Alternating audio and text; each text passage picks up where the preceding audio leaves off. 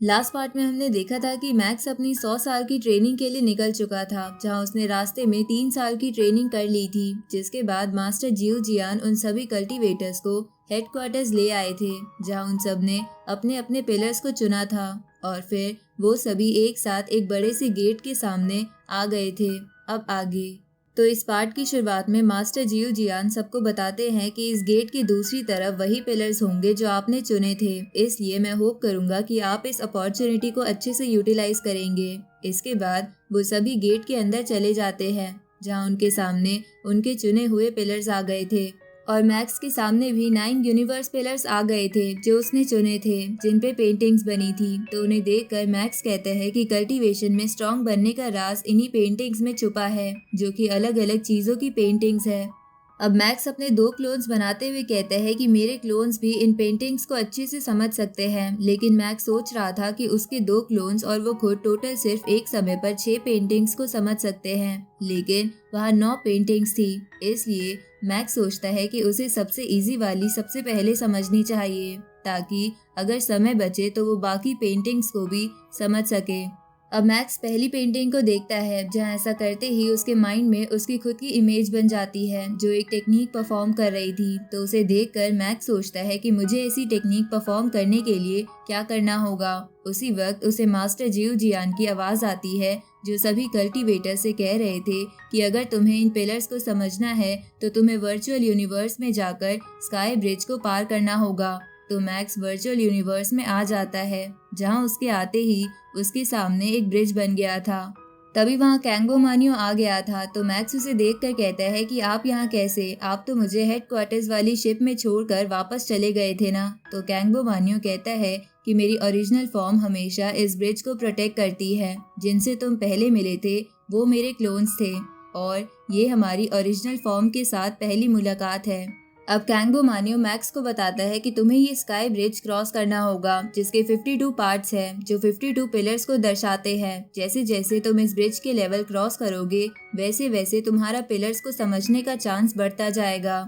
लेकिन अभी तक सिर्फ बोलन ही है जो 2 लेवल क्रॉस कर पाया है, बाकी सब तो पहला लेवल भी पार नहीं कर पाए। ये सुन के मैक्स कहता है कि रिसेंट वाली 3 साल की ट्रेनिंग के बाद मैं यूनिवर्स लेवल पर पहुंच गया हूँ। भले ही मैं बोलन जितना ताकतवर नहीं हूँ, पर मैं लेवल 1 तो पार कर ही लूंगा। इस पे कैंगो मानियो कहता है कि तो फिर तुम अपना पहला अपोनेंट चुन लो कि वो एक नाइट होगा, स्पिरिचुअल मास्टर होगा या स्पिरिचुअल इल्यूजनिस्ट होगा। ये सुन के मैक्स सोचता है कि यहाँ पर मैं जिससे भी फाइट करूंगा उससे मुझे काफी एक्सपीरियंस मिलेगा और उसके बाद मुझे उन पिलर्स को भी समझना होगा। इसलिए मुझे कोई ऐसा चुनना होगा जिसका माइंड स्ट्रांग हो, जिसके एक्सपीरियंस की मदद से मैं बाद में उन पिलर्स को भी समझ सकूं। इसलिए मैक्स एक स्पिरिचुअल कंट्रोलर को चुन लेता है, जो एआई के थ्रू वहां आ जाता है, जो बिल्कुल मैक्स जैसा था। साथ ही उसके पास भी गॉडली आर्मामेंट वेपन था। तो उसे देखकर मैक्स सोचता है कि ये इस वेपन को कितनी फॉर्म तक कन्वर्ट कर सकता है।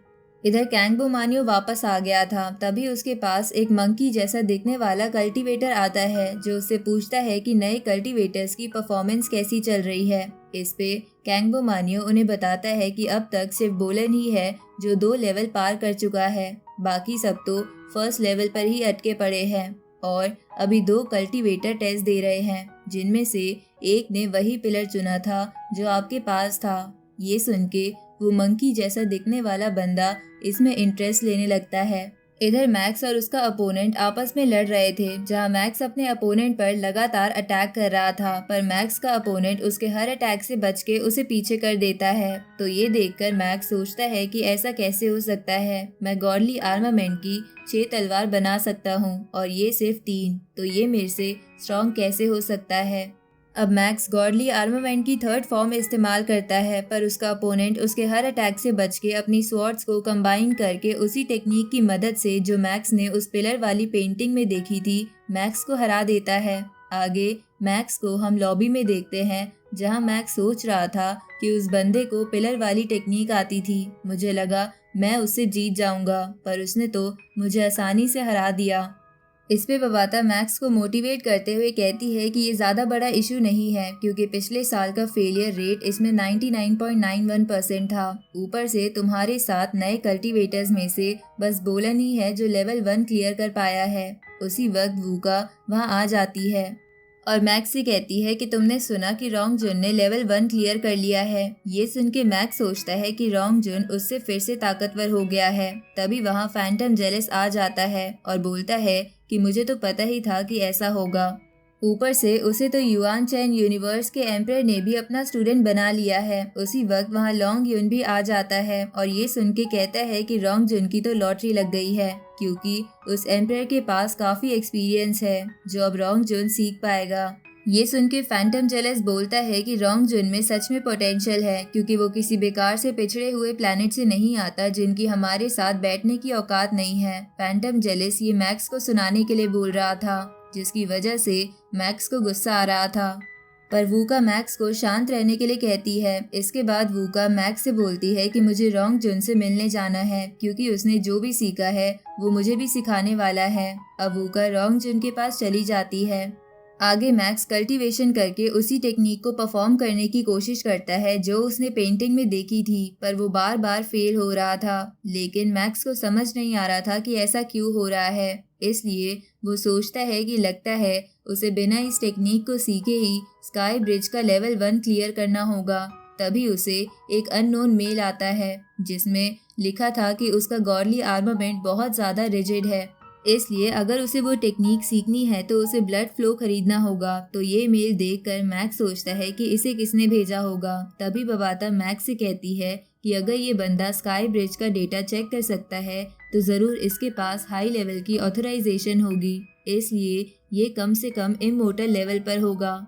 ये सुन के मैक्स बोलता है कि मैंने सुना है कि मास्टर जियो जियान इस हेडक्वार्टर से चले गए हैं और उन्होंने अपनी एक स्टूडेंट को हम पर नजर रखने के लिए कहा है। कहीं ये उसी ने तो नहीं भेजा, पर यहाँ पर तो कई सारे कैंडिडेट हैं, तो वो स्टूडेंट मुझ पे ही नजर क्यों रख रही है। ये सुन के बबाता कहती है कि ऐसा भी हो सकता है कि जो पिलर तुमने चुना हो उसे पास्ट में पार करने वाला कोई मास्टर तुम्हारी मदद करना चाहता हो।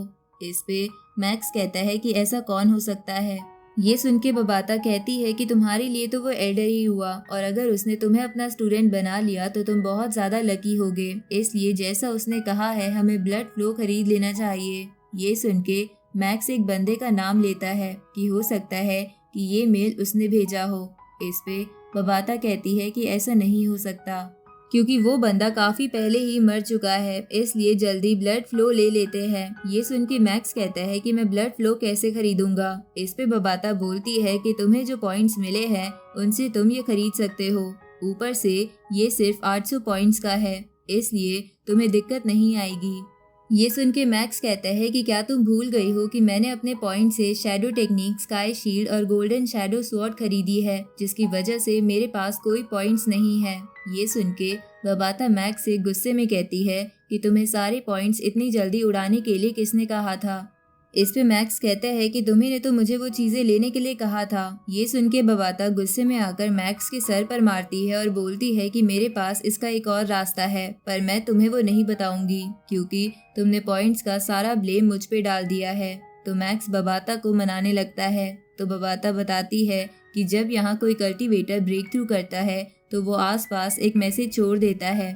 ऊपर से यहाँ पर ब्लड फ्लो बनाने वाले कल्टीवेटर ने भी ब्रेक थ्रू किया था, तो हो सकता है कि उसने भी यहाँ कोई मैसेज छोड़ा हो। अब बबाता और मैक्स उन मैसेज को ढूंढने लगते हैं, जहाँ उन्हें एक जगह पर एक मैसेज मिलता है जिसे डीकोड करने पर मैक्स को पता चलता है कि उस मैसेज में लिखा था कि मैंने 3000 साल मेहनत करके 9 यूनिवर्स पिलर्स की पहली 3 पेंटिंग्स को समझ लिया है और उसकी मदद से मैंने ब्लड फ्लो बनाया है, जिससे मैं लास्ट की 3 पेंटिंग सीखूंगा और अब मैं काफ़ी कॉन्फिडेंट हूँ कि मैं इमोर्टल लेवल तक पहुँच जाऊँगा।